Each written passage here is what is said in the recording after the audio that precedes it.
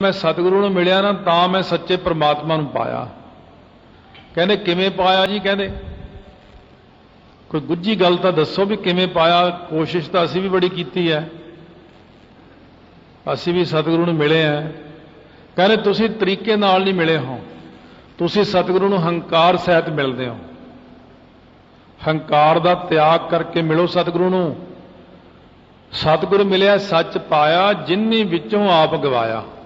जिन्हों ने आपा भाव मुका के गुरु साहब कोल गए ने, मैं कुछ भी नहीं महाराज जी,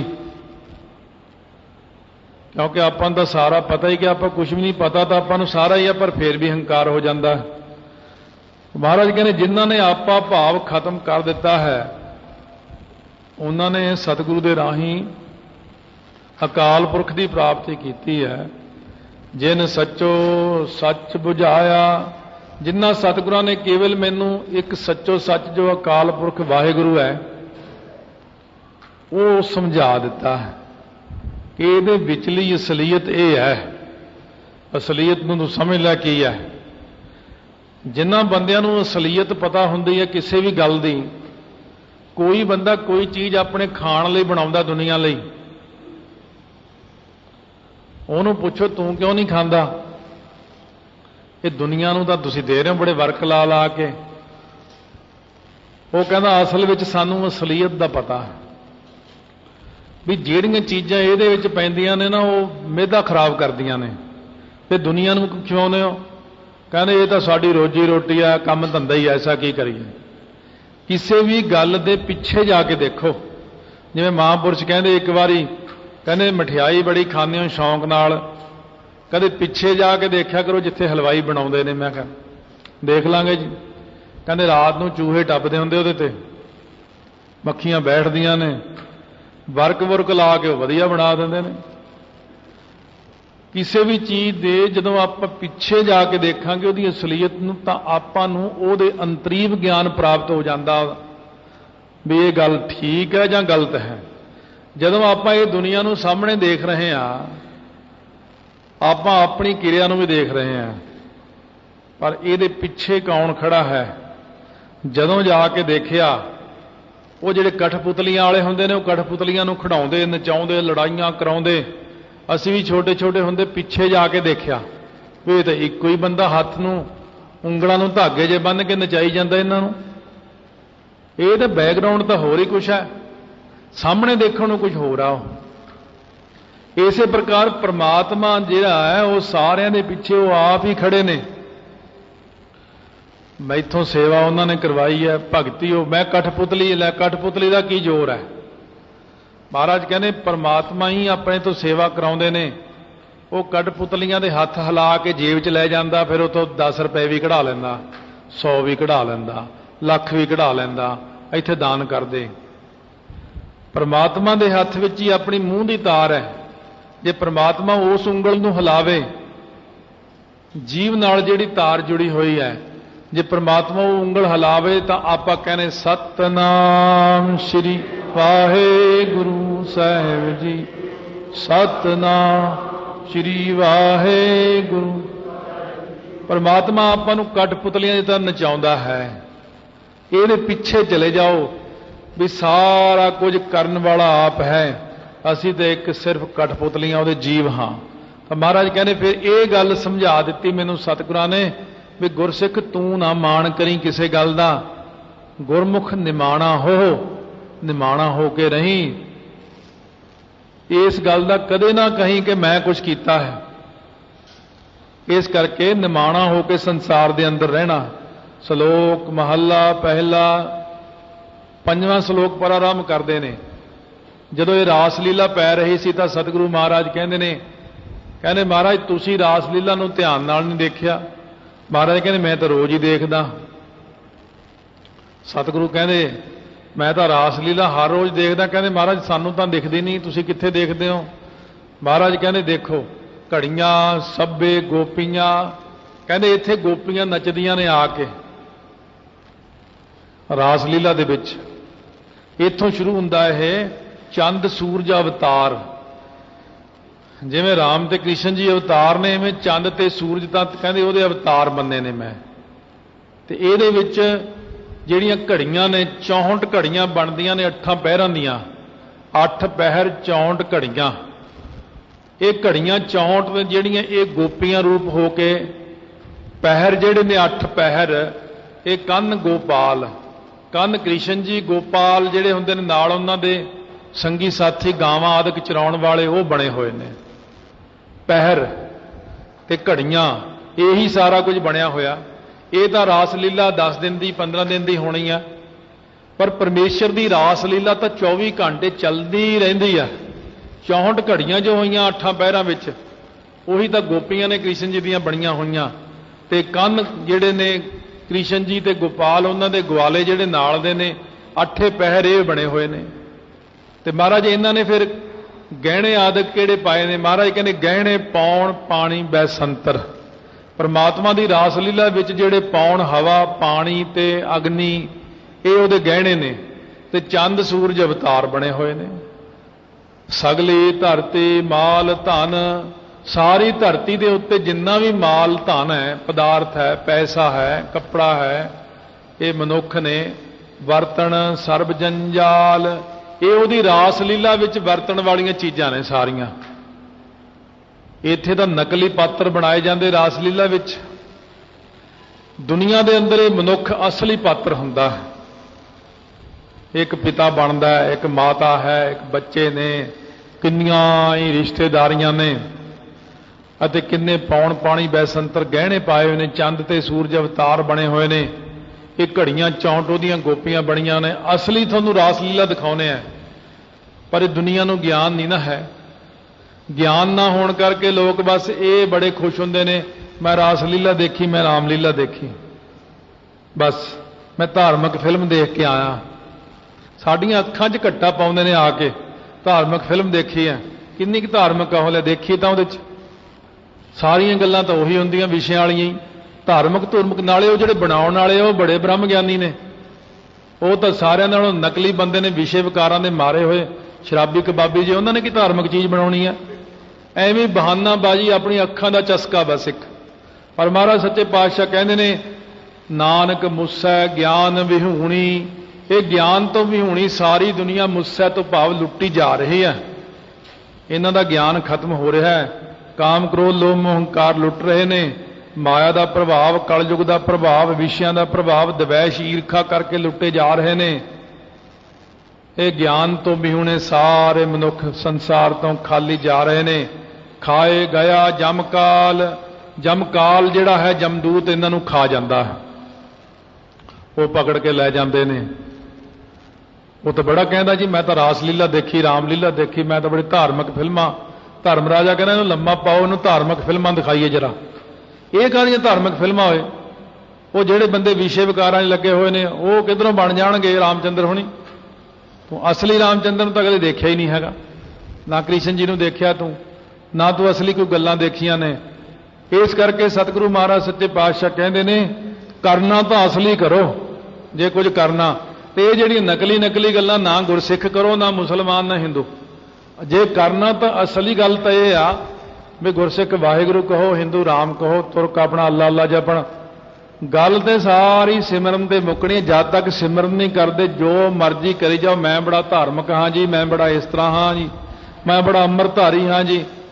ਅੰਮ੍ਰਿਤਧਾਰੀ ਹੋ ਕੇ ਜੇ ਨਿਤਨੇਮ ਨਹੀਂ, ਜੇ ਸਿਮਰਨ ਨਹੀਂ, ਜੇ ਉਹ ਗੁਰਸਿੱਖ ਵਾਲੀ ਉਹ ਗੱਲ ਹੀ ਨਹੀਂ ਹੈ ਤੇਰੇ ਅੰਦਰ, ਤਾਂ ਸਤਿਗੁਰੂ ਕਹਿੰਦੇ ਮੇਰੇ ਦਰ ਤੇ ਤੈਨੂੰ ਮੈਂ ਪ੍ਰਵਾਨ ਨਹੀਂ ਕਰਨਾ, ਖੋਟੇ ਸਿੱਕੇ ਦੀ ਤਰ੍ਹਾਂ ਬਾਹਰ ਸੁੱਟ ਦਿਆਂਗੇ ਤੈਨੂੰ। ਇਹ ਖਰੇ ਸਿੱਕੇ ਬਣ ਕੇ ਸਤਿਗੁਰੂ ਦੇ ਖਜ਼ਾਨੇ ਵਿੱਚ ਪ੍ਰਵਾਨ ਹੋਣ ਲਈ ਉਹ ਤਾਂ ਆਪਾਂ ਨੂੰ ਖੁਦੇ ਕਹਿਣਾ ਪੈਣਾ, ਵਾਹਿਗੁਰੂ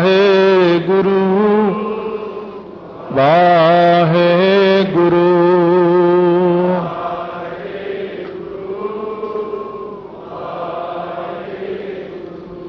ਵਾਹਿਗੁਰੂ ਵਾਹਿਗੁਰੂ।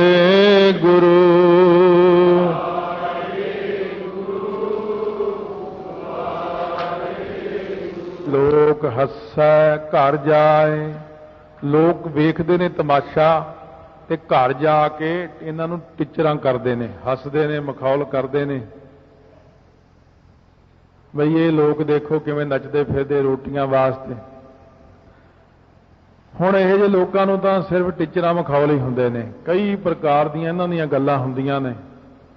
ਉੱਥੇ ਵੀ ਮੌਕੇ ਤੇ ਹੱਸਦੇ ਨੇ, ਬਾਅਦ ਵਿੱਚ ਵੀ ਆ ਕੇ ਘਰਾਂ 'ਚ ਮਖੌਲ ਕਰਦੇ ਨੇ। ਪਰ ਕਹਿੰਦੇ ਜਿੰਨਾ ਮਰਜ਼ੀ ਲੋਕ ਹੱਸਣ, ਮਖੌਲ ਕਰਨ, ਕੁਝ ਵੀ ਬੋਲੀ ਜਾਣ, ਪਰ ਨੱਚਣ ਵਾਲਿਆਂ ਤੇ ਕੋਈ ਅਸਰ ਨਹੀਂ ਪੈਂਦਾ। ਉਹਨਾਂ ਤੇ ਅਸਰ ਇਸ ਕਰਕੇ ਨਹੀਂ ਪੈਂਦਾ ਕਿਉਂਕਿ ਰੋਟੀਆਂ ਕਾਰਨ ਪੂਰਾ ਹੈ ਤਾਲ। ਇਹ ਤਾਂ ਆਪਣਾ ਰੋਟੀਆਂ ਵਾਸਤੇ ਤਾਲ ਪੂਰਦੇ ਨੇ।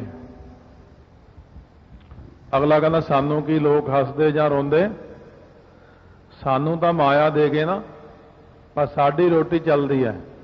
ਇਸ ਕਰਕੇ ਉਹ ਤਾਂ ਆਪਣੀਆਂ ਰੋਟੀਆਂ ਵਾਸਤੇ ਸਾਰਾ ਕਾਰਜ ਕਰਦੇ ਨੇ। ਰੋਟੀਆਂ ਵਾਸਤੇ ਕੀ ਕੀ ਕਰਦੇ ਨੇ? ਆਪ ਪਛਾੜ ਹੈ ਧਰਤੀ ਨਾਲ, ਆਪਣਾ ਆਪ ਪਛਾੜਦੇ ਨੇ, ਭਾਵ ਪਿਛਲੇ ਪਾਸੇ ਨੂੰ ਧਰਤੀ ਨੂੰ ਸਿਰ ਲਾ ਦਿੰਦੇ ਨੇ ਖੜੇ ਖੜੇ। ਕਦੇ ਇੱਧਰ ਨੂੰ ਡਿੱਗਦੇ ਨੇ, ਕਦੇ ਉੱਧਰ ਨੂੰ ਡਿੱਗਦੇ ਨੇ, ਤਮਾਸ਼ੇ ਕਰਦੇ ਨੇ ਕਈ ਪ੍ਰਕਾਰ ਦੇ। ਗਾਵਨ ਗੋਪੀਆਂ ਗਾਵਨ ਕਾਨ, ਗੋਪੀਆਂ ਦਾ ਰੂਪ ਬਣ ਕੇ ਇਸਤਰੀਆਂ ਉਹੋ ਜਿਹੇ ਕੱਪੜੇ ਪਾ ਲੈਂਦੀਆਂ ਨੇ ਰਾਸ ਲੀਲਾ ਵਿੱਚ, ਅਤੇ ਕਾਨ ਕ੍ਰਿਸ਼ਨ ਦੇ ਕੱਪੜੇ ਜਿਹੜੇ ਨੇ ਉਹ ਪਾ ਲੈਂਦਾ ਇੱਕ ਜਾਣਾ, ਤੇ ਫਿਰ ਗਾਉਂਦੇ ਨੇ। ਉਹਨਾਂ ਦੇ ਜਿਹੜੇ ਬਣਾਏ ਹੋਏ ਨੇ ਗੀਤ, ਉਹਨਾਂ ਦੇ ਨਾਮ ਤੇ ਗੋਪੀਆਂ ਦੀ ਰਾਸ ਦੇ, ਕ੍ਰਿਸ਼ਨ ਜੀ ਦੇ ਆਦਿਕ ਗੀਤ ਗਾ ਕੇ ਦੁਨੀਆ ਨੂੰ ਪ੍ਰਸੰਨ ਕਰਦੇ ਨੇ। ਗਾਵਨ ਸੀਤਾ ਰਾਜੇ ਰਾਮ, ਫਿਰ ਸੀਤਾ ਦਾ ਰੂਪ ਬਣਾਉਂਦੇ ਨੇ, ਰਾਜੇ ਰਾਮ ਦਾ ਰੂਪ ਬਣਾਉਂਦੇ ਨੇ, ਫਿਰ ਲੋਕਾਂ ਨੂੰ ਦਿਖਾਉਂਦੇ ਨੇ। ਉਹ ਸਾਰਾ ਕੁਝ ਕਾਹਦੇ ਲਈ? ਮਹਾਰਾਜ ਕਹਿੰਦੇ ਰੋਟੀਆਂ ਕਾਰਨ। ਦੁਨੀਆ ਦੇ ਅੰਦਰ ਹਰੇਕ ਗੱਲ ਬਹੁਤੀ ਜ਼ਿਆਦਾ ਰੋਟੀਆਂ ਕਰਕੇ ਹੀ ਹੁੰਦੀ, ਕਿੰਨੀ ਵੀ ਹੋਵੇ ਉਹ ਰੋਟੀਆਂ ਕਰਕੇ ਹੀ ਹਰ ਬੰਦਾ ਆਪਣੇ ਤਾਲ ਪੂਰਦਾ ਹੈ। ਇੱਥੋਂ ਤੱਕ ਤਾਂ ਮਹਾਰਾਜ ਨੇ ਇਸ ਇੱਕ ਸ਼ਬਦ ਵਿੱਚ ਹੀ ਕਿਹਾ ਕਿ ਇਹ ਸਾਰੀ ਇੱਕ ਰਾਸ ਲੀਲਾ ਪਹਿਲਾਂ ਕਹਿ ਦਿੱਤੀ ਹੈ ਪਰਮੇਸ਼ਰ ਦੀ, ਫਿਰ ਦੂਸਰੀ ਰਾਸ ਲੀਲਾ ਹੁਣ ਰੱਬ ਦੇ ਪਿਆਰਿਆਂ ਵਾਸਤੇ ਉਚਾਰਨ ਕਰਦੇ ਨੇ। ਨਿਰਭਉ ਨਿਰੰਕਾਰ ਸੱਚ ਨਾਮ, ਜਿਸ ਪਰਮੇਸ਼ਰ ਦਾ ਨਾਮ ਬਿਲਕੁਲ ਸੱਚ ਸਰੂਪ ਹੈ, ਆਦਿ ਸੱਚ ਜੁਗਾਦ ਸੱਚ ਹੈ, ਪੀ ਸੱਚ ਨਾਨਕ ਹੋਸੀ ਪੀ ਸੱਚ, ਆਦਿ ਪੂਰਨ ਮੱਧ ਪੂਰਨ ਅੰਤ ਪੂਰਨ ਪਰਮੇਸ਼ਰ ਹੈ। ਉਹ ਜੋ ਨਿਰਭਉ ਭੈ ਤੋਂ ਰਹਿਤ ਹੈ, ਨਿਰੰਕਾਰ ਜੋ ਨਿਰਾਕਾਰ ਹੈ, ਜਿਸ ਵਾਹਿਗੁਰੂ ਦਾ ਕੋਈ ਆਕਾਰ ਨਹੀਂ ਹੈ, ਉਸ ਅਕਾਲ ਪੁਰਖ ਦਾ ਜਾ ਕਾ ਕੀਆ ਸਗਲ ਜਹਾਨ, ਜਿਸ ਪਰਮੇਸ਼ਰ ਦਾ ਇਹ ਸਾਰਾ ਜਹਾਨ, ਇਹ ਜਗਤ ਪੈਦਾ ਕੀਤਾ ਹੋਇਆ, ਧੰਦਿਆਂ ਵਿੱਚ ਲਾਇਆ ਹੋਇਆ। ਰੋਟੀ ਵਾਹਿਗੁਰੂ ਦਿੰਦਾ ਹੈ, ਇੰਤਜ਼ਾਮ ਉਹ ਆਪ ਕਰਦਾ ਹੈ। ਹੁਣ ਉਹਦੇ ਜਿਹੜੇ ਸੇਵਕ ਨੇ ਨਿਰੰਕਾਰ ਦੇ, ਨਿਰਭਉ ਵਾਹਿਗੁਰੂ ਦੇ ਨਾਮ ਜਪਣ ਵਾਲੇ, ਜਿਹੜੇ ਇਹ ਸਮਝਦੇ ਨੇ ਕਿ ਸਾਰੀ ਦੁਨੀਆ ਵਾਹਿਗੁਰੂ ਨੇ ਬਣਾਈ ਹੈ, ਉਹ ਸੇਵਕ ਕੀ ਕਰਦੇ ਨੇ? ਸੇਵਕ ਸੇਵਾ ਹੈ, ਸੇਵਕ ਸੇਵਾ ਕਰਦੇ ਨੇ। ਸੇਵਕ ਸੇਵ ਕਰਹਿ ਸਭ ਤੇਰੀ, ਜਿਨ ਸ਼ਬਦੈ ਸਾਧ ਆਇਆ। ਕਰ ਸੇਵਾ ਸੇਵਕ ਪ੍ਰਭ ਆਪਣੇ, ਜਿਨ ਮਨ ਕੀ ਇੱਛ ਪੁਜਾਈ। सेवक कौ सेवा बनाई, हुक्म बूझ परम पद पाई। इसते ऊपर नहीं विचार, जाके मन बसया निरंकार। अपने सेवक की आपे राखा, वो सेवक है। सेवक सेवा है कर्म चढ़ाओ। सेवक कर्म करते ने, कर्म करके ਉਹਦੀ ਭੇਟਾ ਚੜਾਉਂਦੇ ਨੇ। ਅੰਮ੍ਰਿਤ ਵੇਲਾ सच नाउ वडियाई विचार। अथवा कहते ने कर्म जिहड़ी बख्शिश है ना, जदों सेवक सेवा करते हैं ਇਹਦੇ ਉੱਤੇ ਬਖਸ਼ਿਸ਼ ਹੁੰਦੀ ਆ। ਉਦੋਂ ਚੜਾਓ ਦਾ ਅਰਥ ਹੈ ਇਹਨੂੰ ਹੋਰ ਰੰਗ ਚੜ੍ਹਦਾ ਨਾਮ ਦਾ। ਜਦੋਂ ਆਪਣੇ ਵੱਲੋਂ ਇਹ ਭੇਟਾ ਚੜਾ ਦਿੰਦਾ ਹੈ ਸੇਵਕ, ਜਿੰਨਾ ਵੀ ਨਾਮ ਜਪਿਆ ਹੈ ਇਹ ਭੇਟਾ ਕਰ ਦਿੱਤਾ ਹੈ। ਜਿੰਨੀ ਵੀ ਸੇਵਾ ਕੀਤੀ ਇਹ ਵੀ ਭੇਟਾ ਕਰਤੀ। ਕਿਵੇਂ?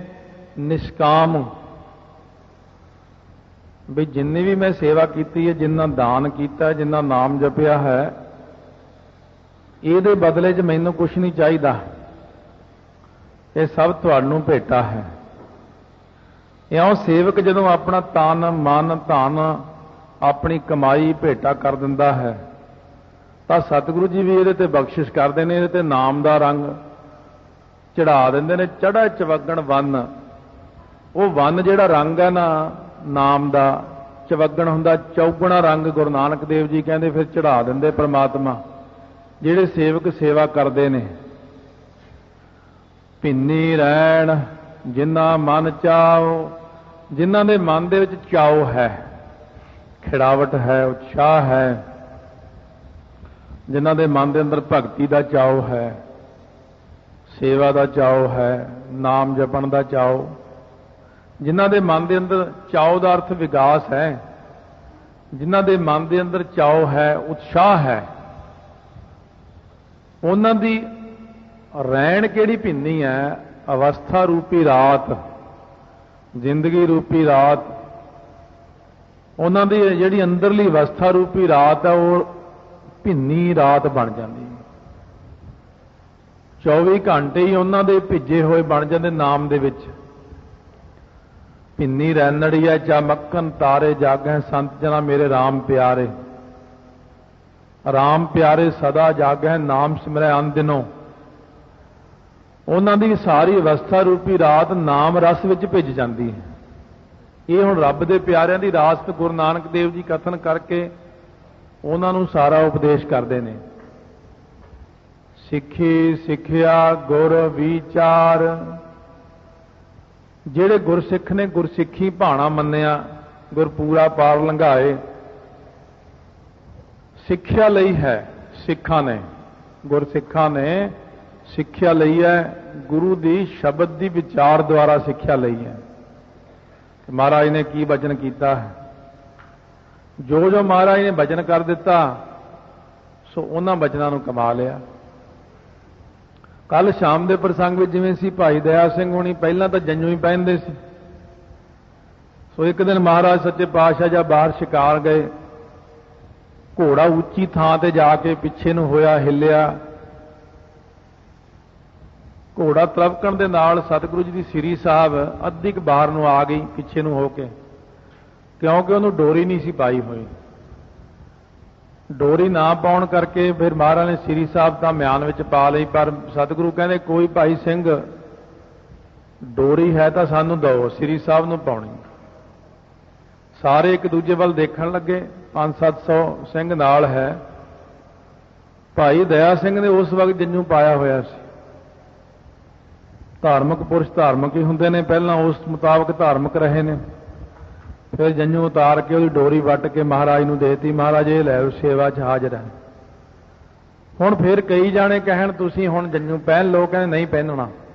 महाराज नूं कहण जाके महाराज हुण भाई दया सिंह ने जंजू नहीं पहनिया है। महाराज कहंदे बुला के लियाओ। कहंदे भाई साहब हुण तुसीं जंजू नहीं पहनदे, आ संगत कहंदी आ, विचों आ बंदे कहंदे ने। भाई दया सिंह जी कहण लगे महाराज आपने जिहड़ा जंजू पहनाया पहले सूप विच दया कपाह संतोख सूत जत गंढी सत वट एहो जनेऊ जी का हई ता पांडे घत, मैं तो वो पहन लिया। हुण मैं ये नहीं पहनना, ये तो मेरा सफला हो गया, तो मैं तुहानूं देता। सो उस वक्त महाराज ने सारिਆਂ ਨੂੰ ਇਹ ਗੱਲ कहती, जो सिख नूं सिख आखे कि तू जंजू पहन सो तनखाईया। ये नहीं कदे किसी नूं कहना कि जंजू पा। असी सारिਆਂ नालों श्रोमणी गात्रे किरपान दिती तुहानूं।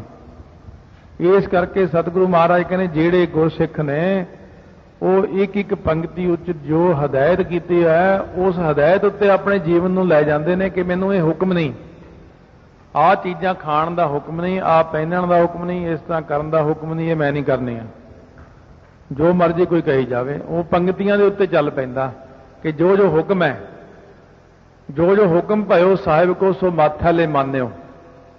इस करके महाराज सच्चे पातशाह कहते रब दे प्यारे तो फिर कल्ले कल्ले शब्द की विचार करके गुरु साहब की सिक्ख्या नूं अपनाउंदे ने। नदरी कर्म लंघाए पार।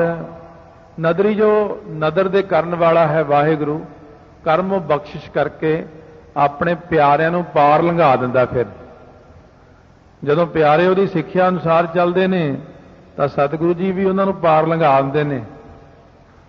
पर एक वचन हुण सतगुरु तीसरे थां फेर करते ने, इक्को शब्द विच ये 3 वक्खो वखरे उपदेश ने। पहला रास लीला का कथन किया, हुण रब दे प्यारिਆਂ दा कथन किया, ਹੁਣ सतगुरु जी ये कथन करते हैं कि संसार के अंदर जिन्ना मर्जी कोई दौड़िया फिरदा बंधना विच है सारा कोई। हुण सतगुरु जी प्रमाण दे के कहते हैं कोलू चरखा चक्की चक ये सारिया चीज़ां घूमण वालियां ने, बंधन विच पै के बंधन बंध भवाए सोए। महाराज कहने आउं तां कोलू भी घूमदा फिरदा, चरखा भी घूमदा है, चक्की भी घूमदी है आटे वाली, चक हुंदा घमियार दा जिहदे तो भांडे बनाउंदा वो भी घूमी जांदा, थल वारोले बहुत अनंत अणगिणत ही जिहड़े वाव रोले ने गर्मियां दे दिनां च ये भी बहुत घूमते ने, बहुत गेड़ा खांदे ने। बवंडर आ जाता जिहड़ा बड़ा सारा, लाटू माधाणियां अनगाह बाजीगरां कोल हुंदा लाटू अथवा या बच्चों कोल भी हुंदा है, दुध वालियां मधाणियां बहुत घूमदियां ने। अनगाह अन्न दे फले जिहड़े ने पुराने टाइम दे विच अन्न दे उत्ते कणक कढ़ण वालियां मशीनां नहीं सी हुंदियां ज़्यादा, उदों कई कई बलद लैके पिछे एक पत्थर का गोल दारा जा लैके वड्डा सारा उहनूं घुमाउंदे सी, वो भी तो घूमदा ही है। पंखी भौंदियां लैन ना साह, पंखी घूमी जाते असमान दे विच, ये सारियां चीज़ां ही भौंदियां ने घूमदियां ने। भंभीरियां जिहियां हुंदियां ने एक वो भी घूमदियां रहिंदियां ने, लैन ना साह साह नहीं लैंदे इन्ना घूमते ने। सूआ चाड़ भवाइया है जंत, सूए दे उत्ते चाड़ के जिहड़े बाजीगर हुंदे ने वो बंदे नूं घुमाउंदे ने। वैसे तो पेट दे उत्ते एक लक्कड़ जी रख के उहदे उत्ते सूआ ला के फिर घुमाउंदे ने, ऐ तां फिर एक दिन च ही मर जे, पर सतगुरु कहने सूए उत्ते चाड़ के फिर वो जंत नूं घुमाउंदे ने। खेडां ये सारियां एक प्रकार दीयां खेडां घूमण वालियां चीज़ां दा नाम कथन करते हैं। नानक भाउंदियां गणत ना अंत, इन्नियां चीज़ां दुनिया च घूमदियां ने। सूरज चंद्रमा तारे भी तो घूमी जाते हैं। सतगुरु के कहण का भाव है जे घूमण नाल ही सारा कुछ बनता होवे तां फिर ये चीज़ां घूमण वालियां नूं पहलां किरपा होवे। असल में महाराज सच्चे पातशाह कहते हैं कोई बंदा जिवें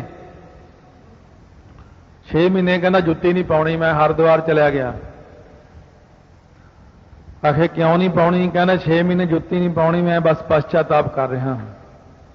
महापुरुष कहते असल जदों बंदा चलिया गया बाद में अपने नाल दे संगियां नूं कहने इन पिछले जन्म च ना जुत्ती चक्की सी संगत चों, ते कहते हुण रब ने इहनूं सज़ा दित्ती है 6 महीने बिना जुत्ती तो रहेगा। तो इस करके संसार दे अंदर जिन्ने भी बंदे घूमते फिरते ने वो तो अपने वालों कहते मैं ठीक ही घूम रहा, पर सतगुरु जी कहते हैं बंधन बंध भवाए सोए। महाराज कहने ये तो कर्मां दे बंधनां दी मार पई हुई है, इन्हां नूं कर्मां दे बंधनां विच पै के परमात्मा इन्हां नूं गेड़े ते गेड़ा खवा रहे हैं। कदे 84 दा गेड़ा, कदे किते गेड़ा, कदे किते गेड़ा। इस करके सतगुरु महाराज किसी ने तो भगती करवाउंदे ने अपने भाणे च, किसी नूं गेड़ियां विच ही पा रखते हैं। 84 दा गेड़ा, फिर 99 दा गेड़ा, कई गेड़े आ दुनिया च, हरेक गेड़े च पा के बंधनां विच पा छड्डदे ने। पया किरत नचै सब कोए, ये मस्तक दे उत्ते लिखे हुए लेख अनुसार किरत पै जाती है। जही जी बंदे की किरत पै जाती है उस ढंग नाल हर कोई नचदा है। बांदर भी नचदा है, मदारी उहनूं लई फिरदा नचदा, रिछ भी नचदा है। हुण तो बड़े जानवर नचण ला ले लोकां ने, बहुत सारे जानवर नचदे हैं, बंदे खुद भी नचदे हैं, इस्त्रियां भी नचदियां, हर कोई नचदा। पर कहंदे ने इन्हां दे मस्तक दे उत्ते किरती ऐसी पै गई है कि इन्हां नूं रब ने नचणी लाया होया, भी एक पासे लाया होया। नच नच हस्सा है, लोग नचदे ने, देखण वाले भी हसदे ने ते नचण वाले भी हसदे ने। नचण वाला तां हसदा क्योंकि लोग 100-100 रुपया 500-500 रुपया नचण वालियां नूं दिंदे ने, क्योंकि बड़े धार्मिक काम कर रहे हैं, इस करके दिंदे ने। ਜਿਹੜੇ ਬੰਦੇ ਧਾਰਮਿਕ ਕੰਮ ਕਰਦੇ ਆ ਉਹਨਾਂ ਨੂੰ ਤਾਂ ਬੜੀ ਗਿਣਤੀ ਨਾਲ ਹੀ ਪੈਸੇ ਦਿੰਦੇ ਨੇ। ਉਹਨਾਂ ਨੂੰ ਕਹਿਣਗੇ 50 ਥੋੜੇ ਤੈਨੂੰ, ਬਹੁਤੇ ਬਥੇਰੇ 50 ਰੁਪਈਏ ਹੁਣ ਤੈਨੂੰ, ਨੱਚਣ ਵਾਲੀਆਂ ਨੂੰ ਮੂੰਹ 'ਚ ਪੈਸੇ ਫੜ ਫੜ ਕੇ ਉਹਨਾਂ ਦੇ ਮੂੰਹ 'ਚ ਫੜਾਉਂਦੇ ਨੇ। ਇਹ ਕੀ ਕਰਦੇ ਨੇ? ਨੱਚ ਨੱਚ ਹੱਸੈ। ਇਹ ਜਿੰਨਾ ਹੱਸਦੇ ਨੇ ਚੱਲੈ ਸੇ ਰੋਏ। ਜਦੋਂ ਦੁਨੀਆ 'ਚੋਂ ਇਹ ਲੋਕ ਤੁਰਨਗੇ ਨਾ, ਉੱਚੀ ਉੱਚੀ ਰੋਣਗੇ, ਜ਼ਾਰ ਜ਼ਾਰ ਰੋਣਗੇ। ਫਿਰ ਕਿਉਂ ਰੋਣਗੇ? ਕਿਉਂਕਿ ਭਗਤੀ ਨਹੀਂ ਕੀਤੀ, ਕੋਈ ਨਾਮ ਨਹੀਂ ਜਪਿਆ। ਜਮਦੂਤ ਕਾਲੇ ਮੂੰਹ ਵਾਲੇ ਸਾਹਮਣੇ ਖੜੇ ਨੇ। ਸੋ ਮਹਾਰਾਜ ਕਹਿੰਦੇ ਨੇ ਆਪਾਂ ਗੁਰਸਿੱਖਾਂ ਨੇ ਕਰਮ ਨਹੀਂ ਕਰਨੇ ਹੈਗੇ, ਮਾੜਾ ਕੰਮ ਆਪਾਂ ਨਹੀਂ ਕਰਨਾ। ਕੋਈ ਲੋੜ ਨਹੀਂ ਵਿਆਹ ਬਹੂ ਤੇ ਜਾਣ ਦੇ ਕਿਸੇ ਦੇ ਜ਼ਿਆਦਾ। ਸ਼ਗਨ ਇੱਕ ਦਿਨ ਪਹਿਲਾਂ ਫੜਾਇਆ ਜਾ ਕੇ, ਐਵੇਂ ਜਾਣ ਬੁੱਝ ਕੇ। ਕਈਆਂ ਦੇ ਅੰਦਰ ਗੱਲ ਹੁੰਦੀ ਨੱਚਣ ਦੀ ਵੀ, ਨੱਚਾਂਗੇ ਚਲੋ ਜਾ ਕੇ, ਜਾਂ ਕੋਈ ਮਾੜਾ ਕਰਮ ਕਰਾਂਗੇ। ਗੁਰਸਿੱਖ ਨਹੀਂ ਹੈ ਜੇ ਕੰਮ ਕਰਦੇ, ਪਹਿਲਾਂ ਹੀ ਆਪਣਾ ਕਾਰ ਵਿਹਾਰ ਮੁਕਾਓ ਪਰੇ। ਆਪਾਂ ਨੂੰ ਕੀ ਲੋੜ ਹੈ ਜੇ ਪਾਸੇ ਜਾਣ ਦੀ? ਹਮ ਕਰ ਭੂਤਨੇ ਆਏ। ਆਪਾਂ ਭੂਤਨਿਆਂ 'ਚ ਕਿਉਂ ਰਲਣਾ? ਇਸ ਕਰਕੇ ਮਹਾਰਾਜ ਸੱਚੇ ਪਾਤਸ਼ਾਹ ਕਹਿੰਦੇ ਨੱਚਣ ਦੀ ਲੋੜ ਨਹੀਂ। ਉੱਡ ਨਾ ਜਾਹੇ ਸਿੱਧ ਨਾ ਹੋਏ। ਕਹਿੰਦੇ ਕੋਈ ਉੱਡ ਨਹੀਂ ਜਾਂਦਾ, ਕਿਸੇ ਨੂੰ ਸਿੱਧੀ ਦੀ ਪ੍ਰਾਪਤੀ ਨਹੀਂ ਹੁੰਦੀ। ਸਿਰਫ ਕੀ ਚੀਜ਼ ਹੈ ਇਹ? ਕਹਿੰਦੇ ਨੱਚਣ ਕੁੱਦਣ ਮਨ ਕਾ ਚਾਓ।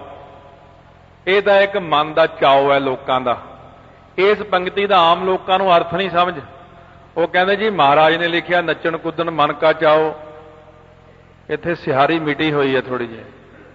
ਸੋ ਇਸ ਕਰਕੇ ਸਤਿਗੁਰੂ ਮਹਾਰਾਜ ਕਹਿੰਦੇ ਨੱਚਣ ਕੁੱਦਣ ਮਨ ਕਾ ਚਾਓ।